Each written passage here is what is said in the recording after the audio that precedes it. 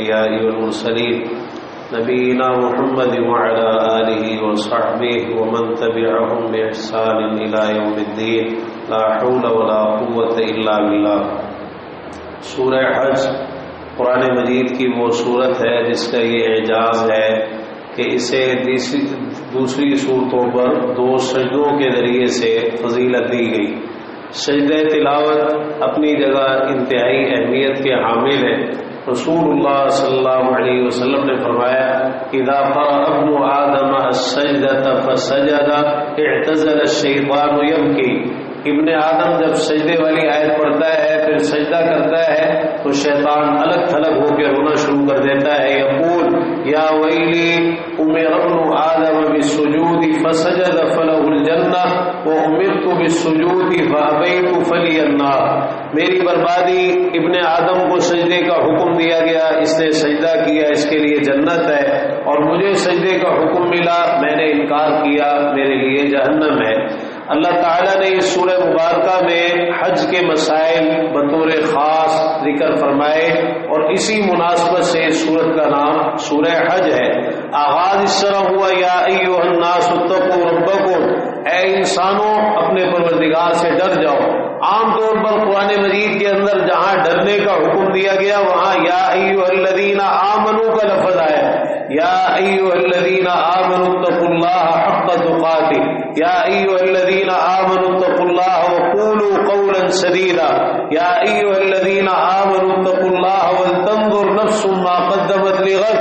لیکن یہ چند مقامات ہیں بطور خاص قرآن مجید کے جہاں پوری انسانیت کو مخاطب کر کے ڈرایا گیا ہے۔ جیسے فرمایا یا ایھا الناس اتقوا ربکم الذی خلقکم من نفس واحدہ، اے انسانوں اپنے اس رب سے ڈرو جس نے تمہیں ایک ہی جان سے پیدا کیا ہے۔ اب یہاں قیامت کی ہولناکیاں ذکر کر کے ڈرایا گیا ہے چونکہ ان کا سامنا سب نے کرنا ہے، اور خاص طور پہ جو اللہ کے نافرمان ہیں، کافر ہیں، تو وہاں ان کے لیے کوئی جائے پناہ نہیں ہوگی۔ اہل ایمان کو بھی ان ہولناکیوں کا سامنا ہوگا، لیکن اللہ تعالیٰ ان کی مدد فرمائے گا اور انہیں بے یار و مددگار نہیں چھوڑے گا۔ فرمایا بلا شبہ قیامت کا زلزلہ بہت بڑی چیز ہے۔ جس دن تم دیکھو گے کہ دودھ پلانے والی عورت اپنے دودھ پیتے بچے سے غافل ہو جائے گی، اس کو چھوڑ دے گی، اور حمل والی عورت کا حمل ساقط ہو جائے گا، اور تم لوگوں کو مدہوش دیکھو گے حالانکہ وہ مدہوش نہیں ہوں گے، لیکن اللہ کا عذاب انتہائی سخت ہوگا۔ رسول اللہ صلی اللہ علیہ وسلم نے اس کا تذکرہ اس طرح فرمایا کہ قیامت کے دن اللہ تعالیٰ کہے گا اے آدم علیہ السلام کہیں گے لبیک ربنا وسعدیک والخیر فی یدیک۔ اللہ تعالیٰ فرمائے گا اخرج من ذریتی کا بعثا الی النار، اپنی اولاد میں سے جہنم کا حصہ نکالو۔ آدم علیہ السلام کہیں گے یا اللہ کتنا؟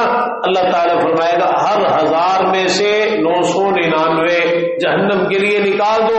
فرمایا یہ وہ وقت ہوگا کہ جب حاملہ عورت کا حمل ساقط ہو جائے گا، اپنے بچے کو دودھ پلانے والی عورت اپنے بچے سے غافل ہو جائے، دودھ پیتے بچے کو بھول جائے گی اور لوگ مدہوش دکھائی دیں گے۔ یعنی اتنا یہ خطرناک اور ہولناک مرحلہ ہوگا قیامت کا۔ صحابہ کرام رضی اللہ عنہ نے جب یہ سنا تو بہت زیادہ پریشان ہو گئے اور یہ بات ان کے لیے بڑی گراں ثابت ہوئی۔ آپ نے فرمایا میرے پیارے صحابہ تم پریشان نہ ہو، 1999 یاجوج و ماجوج سے ہوں گے اور ایک تم میں سے ہوگا۔ یعنی جو تناسب رہے گا وہ یہ ہوگا کہ 999 یاجوج ماجوج میں سے اور ایک جو ہے وہ اس امت کے لوگوں میں سے یعنی دوسرے لوگوں میں سے ہوگا۔ پھر آپ نے ذکر کیا کہ اس امت کے لوگ جو ہیں ان کی ایک بہت بڑی تعداد جنت میں جائے گی، لیکن اس میں بڑی تنبیہ ہے کہ امتی بن کے تو دکھائیں اور خاص طور پر گناہوں اور نافرمانیوں کو چھوڑ کر اللہ اور اس کے رسول صلی اللہ علیہ وسلم کی اطاعت اور فرما برداری کر کے، ورنہ تو پھر یہی حال ہے۔ فرمایا کچھ لوگ وہ ہیں جو بغیر علم کے اللہ کے بارے میں جھگڑا کرتے ہیں، ہر سرکش شیطان کے پیچھے چلتے ہیں، لکھ دیا گیا ہے یہ کہ جو کوئی شیطان سے دوستی کرے گا شیطان اس کو گمراہ بھی کرے گا اور اسے جہنم کے عذاب کی طرف بھی لے کے جائے گا. اس نے خود تو جہنم میں جانا ہی جانا ہے. تو شیطان سے دوستی کس طرح ہوتی ہے؟ اللہ کی نافرمانی کر کے. کہ جو کوئی اللہ کی نافرمانی کرتا ہے جس قدر نافرمانیاں کر رہا ہے اسی قدر اس کی دوستی شیطان کے ساتھ ہو رہی. اور جس قدر وہ اللہ کی اطاعت اور فرمانبرداری کرے گا تو ایک طرف اللہ سے دوستی بھی ہے اور دوسری طرف شیطان سے دشمنی بھی ہے. تو ہمیں حکم یہ ہے کہ شیطان سے دشمنی کرے، وہ ہمارا دشمن ہے. اللہ تعالیٰ نے انسان کی تخلیق کا ذکر کیا کہ اگر تمہیں شک ہے دوبارہ اٹھائے جانے کے بارے میں، چونکہ یہ ایک بڑا اہم مسئلہ تھا مرنے کے بعد دوبارہ زندہ کیے جانے کا، مشرکین مکہ اس کا انکار کرتے تھے. اور جب کوئی یہی تسلیم نہ کرے کہ مرنے کے بعد دوبارہ اٹھایا جائے گا تو پھر وہ حساب کتاب کو کیسے مانے گا، کہ اس کی تیاری کیسے کرے گا، پھر جنت جہنم اور اللہ کی عدالت میں پیشی، یہ سب چیزیں کس طرح وہ مانے گا؟ مانے تو تب جب مرنے کے بعد دوبارہ اٹھائے جانے کو تسلیم کرے. تو کفار نے اپنے لیے انکار کا، کفر کا شارٹ کٹ رستہ یہ نکالا کہ انہوں نے مرنے کے بعد دوبارہ اٹھائے جانے کا ہی انکار کر دیا. تو اللہ تعالیٰ نے مختلف دلائل کے ذریعے سے اس چیز کو ثابت کیا ہے تاکہ ایسا نہ ہو کہ کسی غلط فہمی میں مبتلا ہو کر کوئی ہلاک نہ ہو جائے، وہ یہ سمجھتا رہے کہ مرنے کے بعد تو دوبارہ زندہ ہی نہیں کیا جائے گا. نہیں، زندہ کیا جائے گا. فرمایا دیکھو تمہاری تخلیق مٹی سے ہوئی ہے اور پھر یعنی آدم علیہ السلام کو مٹی سے پیدا کیا گیا اور جو خوراک تم کھاتے ہو وہ بھی ساری مٹی سے ہے. تو وہ پھر ایک نطفہ ہے، نطفے کے بعد پھر علقہ ہے، جمع ہوا خون، پھر گوشت کا لوتھڑا ہے جس کی صورت بنائی گئی اور ایسا بھی کہ جس کی صورت نہیں بنائی گئی. فرمایا ہم رحموں میں رکھتے ہیں جب تک ہم چاہتے ہیں ایک مقرر وقت تک کے لیے، پھر تمہیں باہر نکالتے ہیں. یہ نکلنا اللہ کے حکم سے ہوتا ہے، جتنا جب تک اللہ تعالیٰ چاہتا ہے رحموں میں رکھتا ہے. تو فرمایا کہ پھر کچھ تو تم میں سے ایسے ہوتے ہیں جو اپنی جوانی کو پہنچ جاتے ہیں اور کچھ ایسے ہوتے ہیں کہ جو یعنی بڑھاپے سے پہلے ہی فوت کر دیے جاتے ہیں اور کچھ بڑھاپے کو پہنچتے ہیں جو انتہائی ناکارہ ترین عمر ہے اس تک پہنچ جاتے ہیں تاکہ علم رکھنے کے بعد کسی چیز کو نہ جانے. یہ ایک ایسی عمر کا حصہ ہے ارذل العمر جس کو کہا گیا، نکمی ترین عمر. انسان اپنی یادداشت کھو بیٹھتا ہے، یعنی باوجود اس کے کہ ہر چیز کا اس کو علم ہوتا ہے لیکن پھر آہستہ آہستہ سب چیزیں بھولتا چلا جاتا ہے، حتیٰ کہ اس کو یہ بھی پتہ نہیں ہوتا کہ کھانا کیسے ہے، چلنا کیسے ہے، بات کیسے کرنی ہے. تو اصل میں یہ جو ارذل العمر ہے اس سے پناہ طلب کی گئی ہے. رسول اللہ صلی اللہ علیہ وسلم نے کئی مواقع پر اللہ تعالیٰ سے اس ارذل العمر سے پناہ مانگی. جیسے نماز کے بعد ایک دعا پڑھتے تھے، اللہم انی اعوذ بک من الجبن واعوذ بک من البخل واعوذ بک من ان ارد الى ارذل العمر واعوذ بک من فتنة الدنیا وعذاب القبر. فرمایا کچھ لوگ ایسے ہیں جو کنارے پہ رہ کر اللہ کی عبادت کرتے ہیں، اگر ان کو فائدہ ملے تو مطمئن رہتے ہیں، کہتے یہ دین بڑا اچھا ہے، اور اگر کوئی آزمائش آ جائے تو اپنے چہرے کے بل پھر جاتے ہیں. انہوں نے دنیا کا بھی نقصان اٹھایا، آخرت کا بھی نقصان اٹھایا. ایک آدمی کہے کہ میں نمازیں پڑھوں اور پھر مجھ پر کوئی آزمائش نہ آئے، میں دین پہ چلوں اور کوئی تکلیف نہ آئے، کوئی بیماری نہ آئے. اس وقت لوگ جو دیہاتی تھے، عربی، انہوں نے یہ طریقہ اختیار کیا، مدینہ منورہ میں آتے، اسلام قبول کرتے، اگر ان کے ہاں بچے کی ولادت ہوتی اور ان کے جانور کے ہاں بھی اور خوب وافر ان کو رزق مل رہا ہوتا، کہتے یہ دین بڑا اچھا ہے.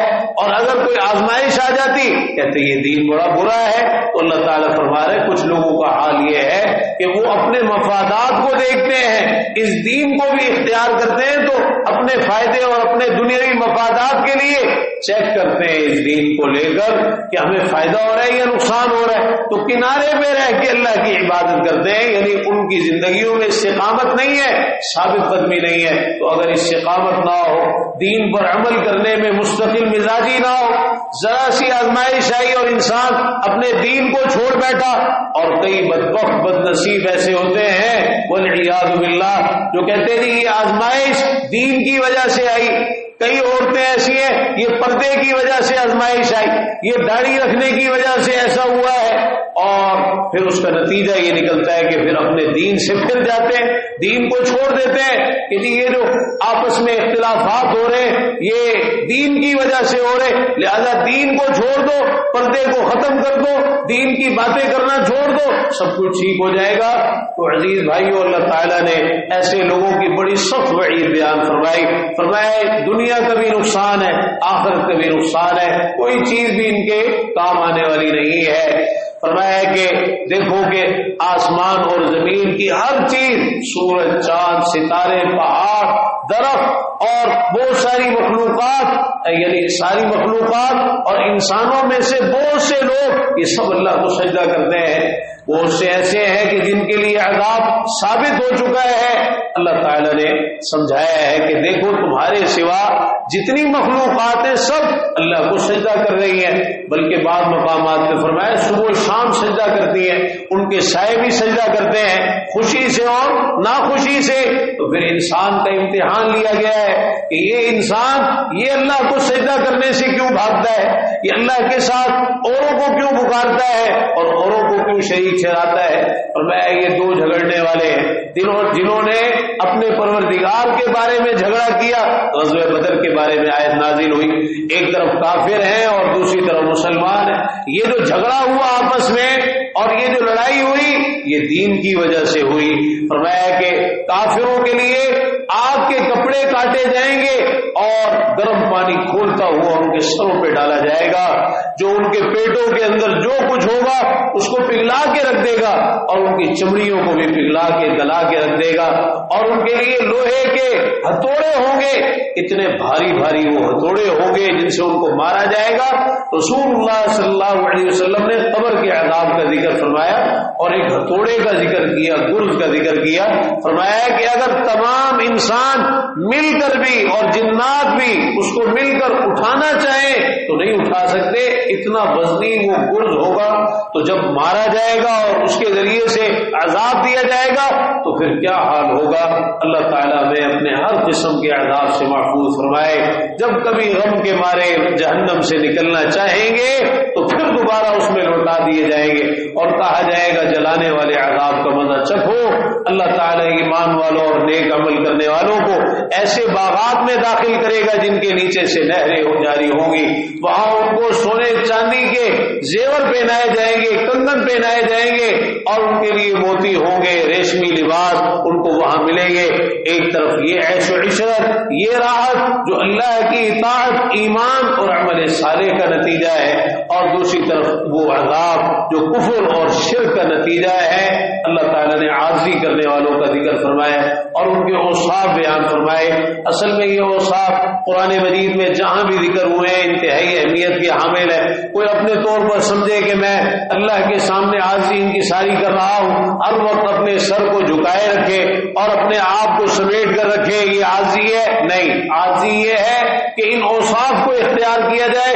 فرمایا عاجزی کرنے والوں کو خوشخبری دے دیجیے, ان کی صفات یہ ہے کہ جب کبھی اللہ کا ذکر کیا جاتا ہے ان کے دل دہل جاتے ہیں, جو مصیبت ان کو پہنچتی ہے اس پر صبر کرنے والے ہیں, نماز کو قائم کرنے والے ہیں, اور جو کچھ ہم نے ان کو دیا ہے اس میں سے خرچ کرتے ہیں. جہاد کا ایک بڑا مقصد زمین سے فتنوں و فساد کا خاتمہ ہے, اور یہ جو لوگوں کے کاروبار, مال و دولت اور یہ عبادت گاہیں, یہ مسجدیں, یہ سب چیزیں ان کی بقا اگر نظر آ رہی ہے تو یہ جہاد کی برکتیں ہیں. اللہ تعالیٰ نے ظلم, فتنہ و فساد کے خاتمے کے لیے اس جہاد کو مقرر کیا ہے.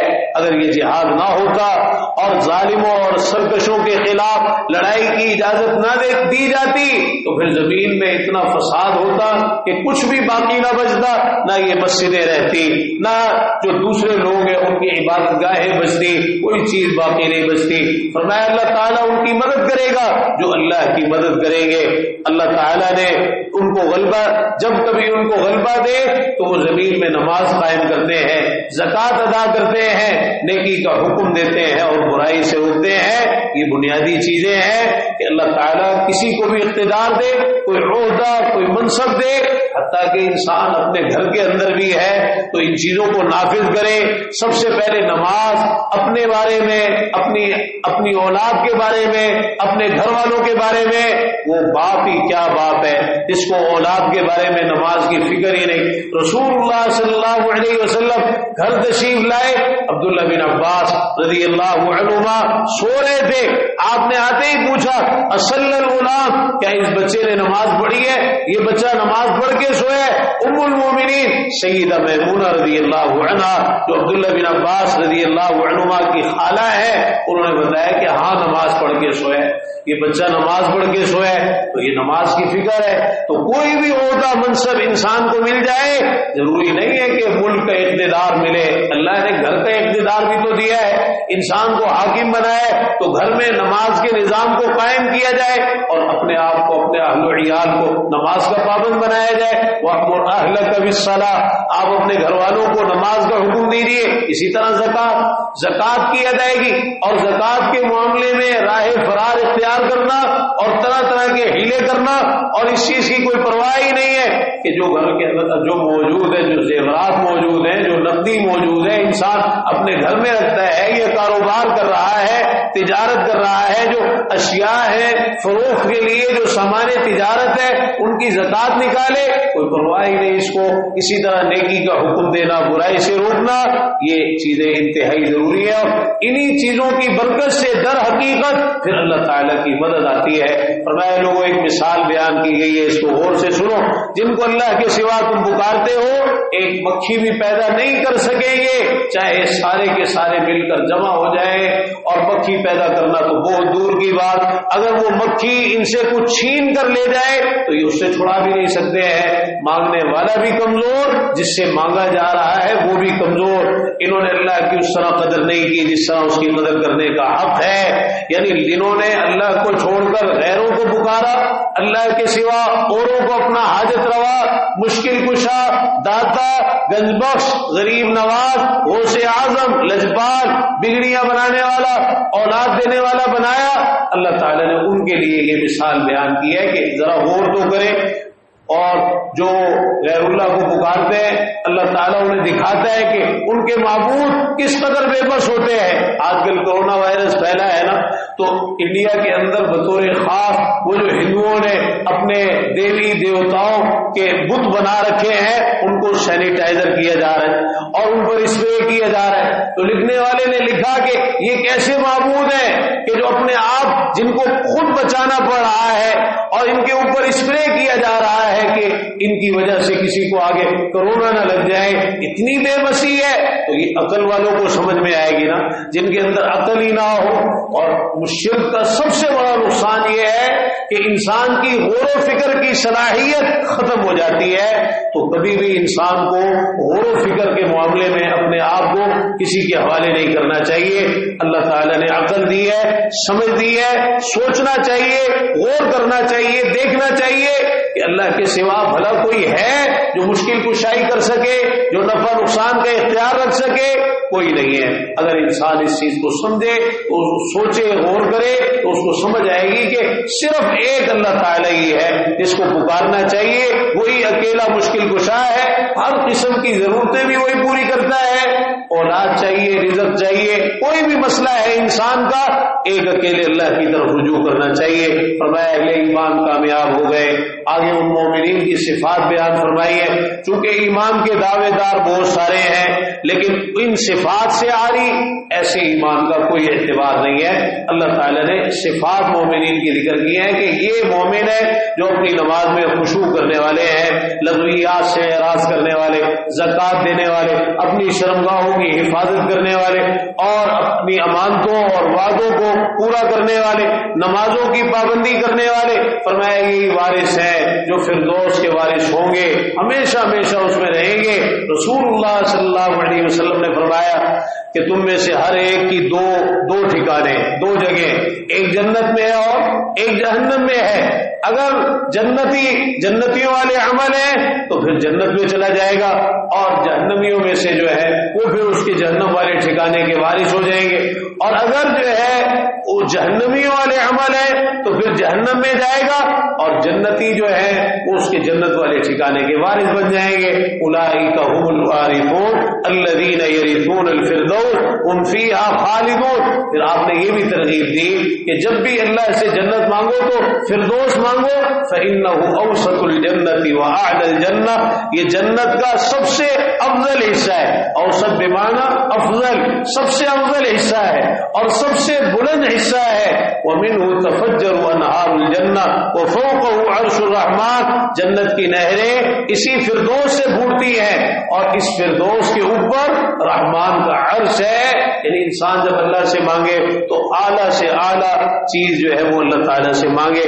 اللہ تعالیٰ نے کچھ ایسے لوگوں کا ذکر کیا جو عمل تو بہت سارے کرتے ہیں لیکن پھر بھی ڈرتے رہتے ہیں، ایسا نہ ہو کہ ہمارے عمل ضائع ہو جائے اور قبول ہی نہ ہو، اور آخرت کا خوف ان کو ہر وقت لاحق رہتا ہے۔